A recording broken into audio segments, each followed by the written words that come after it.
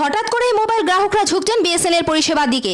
মঙ্গলবার দলে দলে মোবাইল গ্রাহকরা আসেন বিএসএনএল অফিসে। তারা জিও, এয়ারটেল প্রভৃতি প্রাইভেট সংস্থার সিম পোর্ট করে বিএসএনএল এর গ্রাহক হন।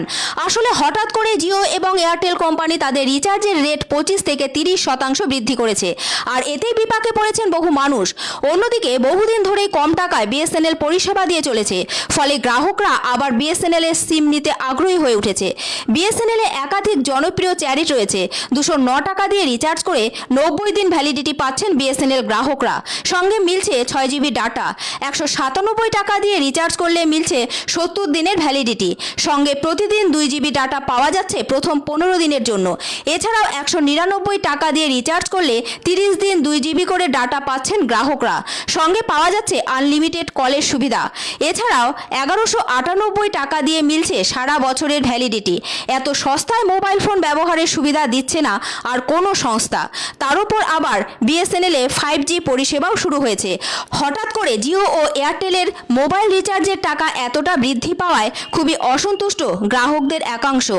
আগে যেখানে 239 টাকা জিও রিচার্জ করলে 28 দিন ভ্যালিডিটি পাওয়া যেত, এখন সেটাই বেড়ে হচ্ছে 299 টাকা। অন্যদিকে এয়ারটেল 299 টাকা প্যাকেজে 28 দিন ভ্যালিডিটি ও 1.5 জিবি করে ডাটা পাওয়া যেত, এখন সেই প্যাকেজের জন্য খরচ করতে হচ্ছে 349 টাকা। এই বিপুল পরিমাণ রেট বৃদ্ধিতে ক্ষুব্ধ এয়ারটেল ও জিও গ্রাহকরা বিএসএনএল এর সিম পরিবর্তন করে নিচ্ছেন। অন্যদিকে বিএসএনএল এর এক পুরনো গ্রাহক বলেন, বিএসএনএল অনেক দিন ধরেই লোভনীয় অফার দিচ্ছে, আমরা সেটা উপভোগ করছি।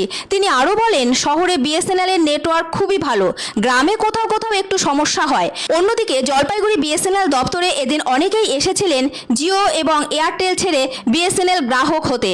তারা আশাবাদী বিএসএনএল কর্তৃপক্ষ হঠাৎ রেট বৃদ্ধি করবে না, সঙ্গে তারা ভালো পরিষেবাও পাবেন। অ্যাকচুয়ালি জিও মানুষ ব্যবহার করতো। জিও প্রথম মানুষকে প্রলোভন দেখিয়েছে যে তোমরা ডাটা ইউজ করো, মোবাইলটা ইউজ করো 4G 5G করে। তারপরে দেখা যাচ্ছে বেসিক্যালি 2 বছর 3 বছর পরে তারা রিচার্জ প্ল্যান পাল্টে দিচ্ছে, যেটা কিনা অনেক আমাদের কাছে না হলেও অনেকের কাছেরই এটা মানে সাধ্যের বাইরে হয়ে যাচ্ছে। সবসময় প্ল্যান এর সাথে থাকতে হবে এরকম না, যেখানে আমরা সুযোগ সুবিধাটা বেশি পাবো সেখানেই যাব। একদমই ঠিক কথা, কারণ যে সুযোগ দেবে তার কাছেই যাওয়াটা ঠিক। কি বলবেন দাদা? হ্যাঁ, একদম ঠিক তাই। আমিও আপনার এই বিএসএনএল প্ল্যান সম্বন্ধেই শুনতে এসেছি। আমিও 2টা সিম ইউজ করি। তার মধ্যে আমার এয়ারটেল যে সিমটা, সেই সিমটা আমার বাড়িতে খুব একটা নেটওয়ার্কও ভালো কাজ করে না, ঠিকঠাক কাজ করে না। তো আমি এটা তার জন্যই এসেছি যে খোঁজখবর নিতে, প্ল্যানিং নিচ্ছি আমিও বিএসএনএলে পোর্ট করবো। যেরকম খুব অল্প কিছুর মধ্যে যদি আপনি শুধু ভ্যালিডিটিটা আপনি চাচ্ছেন যে আমার কথা বলার তো দরকার নেই, আমি শুধু ভ্যালিডিটিটা করব, তাহলে আপনি 107 করুন। 107-এ আপনি 35 দিন সিম ভ্যালিডিটি পাবেন, 200 মিনিট ফ্রি পাচ্ছেন এবং 3 জিবি নেট পাচ্ছেন 35 দিনে। এরকম অনেক কিছু আছে। 201 আছে, যারা GP2 মানে অনেক দিন হয়ে গেছে, ধরুন যে তারা করেনি, রিচার্জ করেননি বা কিছু, তাদের জন্য 201-এ হচ্ছে 300 মিনিট আপনি ফ্রি পাচ্ছেন, হ্যাঁ, আর হচ্ছে 90 দিন আপনি ভ্যালিডিটি পাচ্ছেন।